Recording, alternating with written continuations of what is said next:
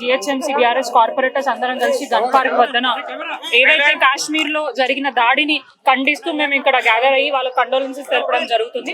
నిజంగా ఇది చాలా దుర్మార్గమైన చర్య.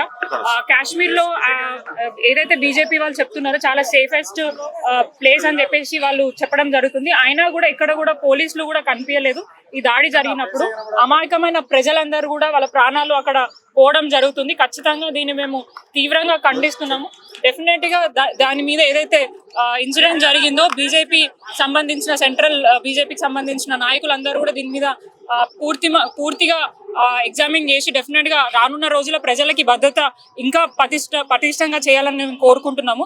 ఎందుకంటే అసలు సంబంధం లేదు, వాళ్ళు దేనికి సంబంధం వ్యక్తులు కేవలం వాళ్ళు హ్యాపీగా ఎంజాయ్ చేయడానికి కాశ్మీర్ వెళ్తే ఇట్లా దాడిలో వాళ్ళ ప్రాణాలు పోవడం నిజంగా వాళ్ళ కుటుంబ సభ్యులందరికీ మేము ప్రగాఢ సానుభూతి తెలియజేస్తున్నాం. వారికి అండగా కూడా మేము ఉండడానికి మా పార్టీ తరఫున మేము అందరం ఉండడానికి కూడా ఉంటాము.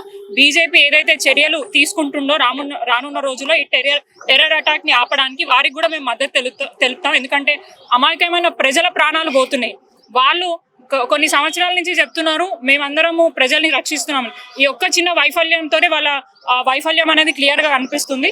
సో ఖచ్చితంగా ఈ దాడి ఏదైతే జరిగిందో చాలా అమాయకమైన చర్యగా మేము భావిస్తూ బీజేపీ మన మోదీ గారు డెఫినెట్ గా దీని మీద యాక్షన్ తీసుకొని ప్రజల భద్రత గురించి మీరు జాగ్రత్త తీసుకోవాలని మేము మనస్ఫూర్తిగా కోరుకుంటూ ఇక్కడికి వచ్చిన వారందరికీ మీడియా మిత్రులకు అందరికీ కూడా మా అభినందన తెలియజేస్తూ థ్యాంక్ యూ.